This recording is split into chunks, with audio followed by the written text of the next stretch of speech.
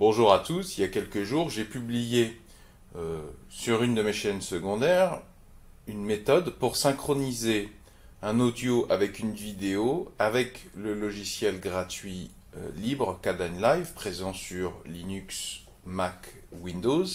Il s'agit du cas de figure où vous disposez d'une capture vidéo acoustique d'écran par exemple, mais où le micro de votre ordinateur est pourri, et donc vous avez enregistré simultanément avec un autre capteur acoustique, un vrai micro, et vous cherchez à synchroniser automatiquement, de manière à ce que le son de qualité vienne remplacer le mauvais son dans le fichier vidéo. C'est superbe d'avoir l'outil Kdenlive, mais je cherchais une manière de le faire en ligne de commande, une manière encore plus rapide, qui permet de gagner encore plus de temps, et surtout de ne pas perdre d'informations vidéo ou acoustiques au gré des compressions via le logiciel de montage. Donc je vous propose une solution maintenant en ligne de commande où on va utiliser exclusivement un terminal, Linux, Bash et Python. Donc je rappelle le contexte, j'ai deux fichiers vidéo, là j'ai capturé mon écran en train de faire des commentaires, un tuto quelconque.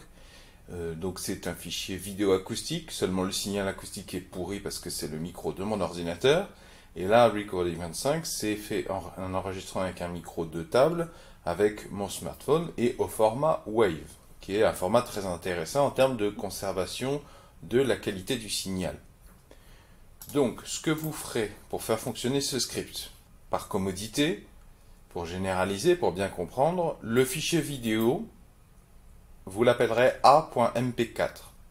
Si c'est un autre format, vous remplacerez les extensions.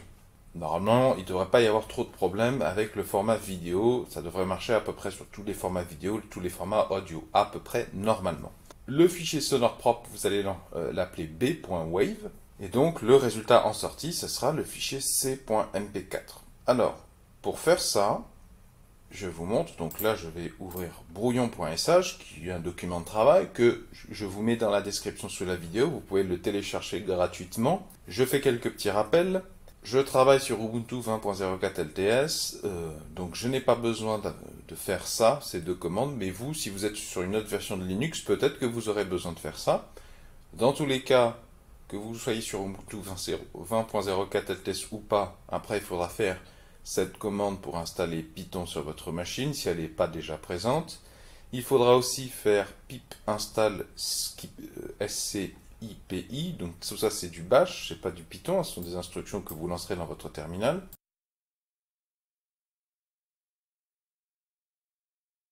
Et maintenant, nous allons rentrer dans le vif du sujet. En fait, ce que je vous présente, c'est un travail méconnu que je trouve formidable d'un monsieur qui s'appelle Roland Puntayer. Je ne sais pas comment ça se prononce. Je ne connais pas cette personne. Je crois que c'est un Américain ou un Anglais.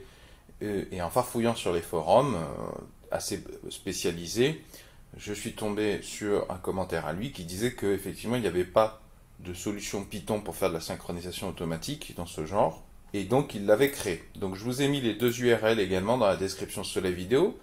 C'est tous les documents dont j'ai eu besoin pour le faire fonctionner, plus quelques compléments que vous trouverez, notamment ceci, pareil, dans la description sous la vidéo. Donc je ne vais pas m'éterniser, je vous laisserai aller voir, comprendre en détail. Il faut cliquer sur Download Files. Vous téléchargez ça sur votre machine. Quand vous avez récupéré, là, vous faites couper et vous amenez ça dans votre dossier de travail où se trouvent a.mp4 et b.wave. Et ensuite, vous faites clic droit, extraire ici, et ça va créer ces dossiers ici.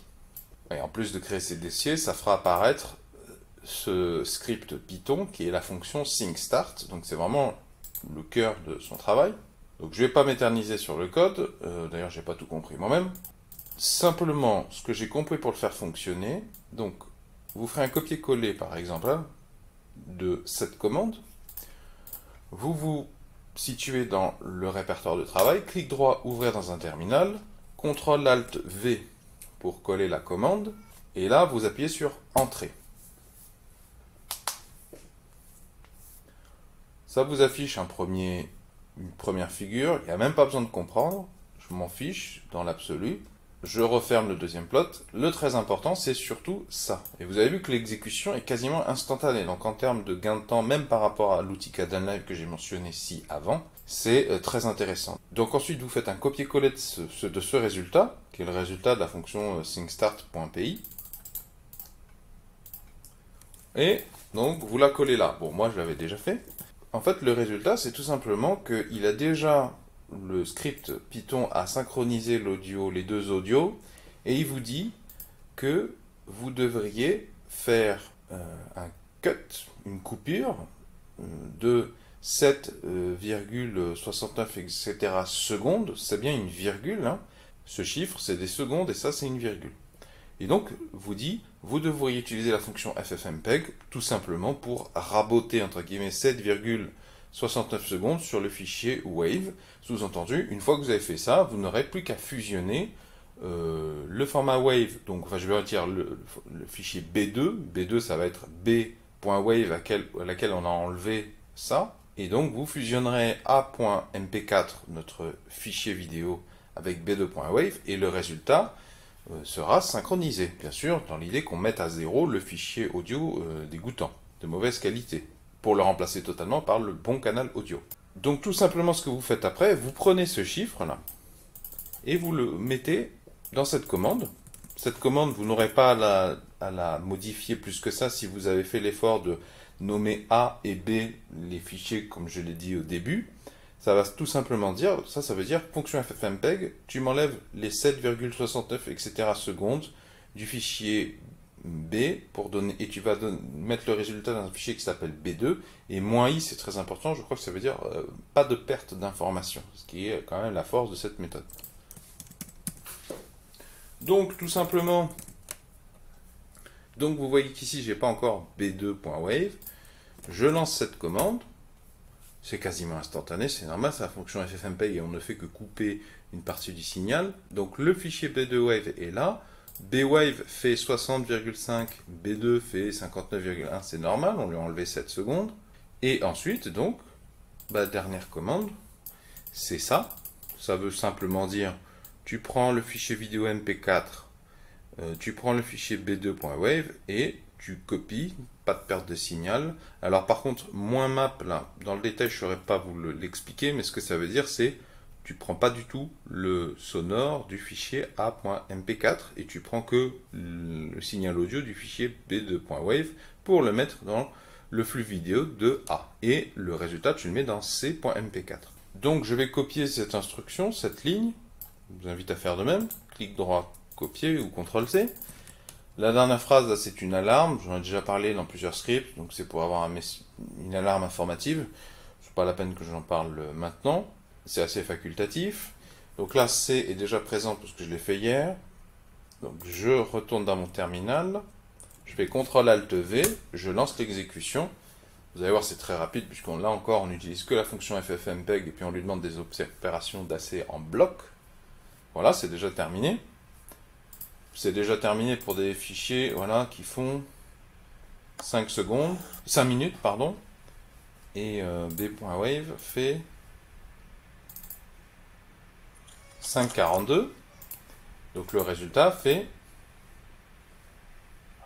5,35. Bon, je vous invite à faire votre test avec vos fichiers. Je ne connais pas en détail les réglages du fichier .py, je ne vais pas m'éterniser là-dessus. Et d'ailleurs, alors je vous parle, je vous fais cette vidéo pour vous présenter cet outil parce qu'il est méconnu alors qu'il peut faire gagner une productivité de dingue. Mais donc, en plus de vous mettre tout ça dans la description sous la vidéo, je proposerai également une deuxième version, je pense. Je vais essayer de modifier syncstart.py de manière à ce que nous n'ayons même pas besoin de faire à la main un copier-coller de ce chiffre ici, parce que c'est la perte de temps, c'est humiliant. Bon, a priori, c'est quand même très facile d'automatiser le tout. Donc je vous proposerai dans la description sous la vidéo une deuxième version de cette solution où tout est automatisé. Et donc dans l'histoire, c'est cette personne-là qu'il faut remercier, hein, parce que c'est lui qui s'est tapé l'essentiel du travail sous Python. Je vous ai mis dans la description sous la vidéo la commande, comme ça vous n'avez plus qu'à faire un copier-coller si vous trouvez ça plus confortable. Dans la description sous la vidéo aussi, je vous ai mis des sources pour d'autres solutions. Il existe d'autres solutions, pardon. Si vous avez apprécié la présente vidéo, pouvez-vous mettre un pouce vers le haut, s'il vous plaît, pouvez-vous mettre un j'aime. Si vous aimez cultiver les solutions, je vous propose de vous abonner à la présente chaîne YouTube en cliquant sur le rond qui va s'afficher ici. Et si vous cliquez sur le rectangle, ça vous emmènera vers tous mes épisodes de la thématique script bash. Plein de scripts ou de commandes bash fort utiles pour automatiser des tâches, gagner énormément de temps, de productivité.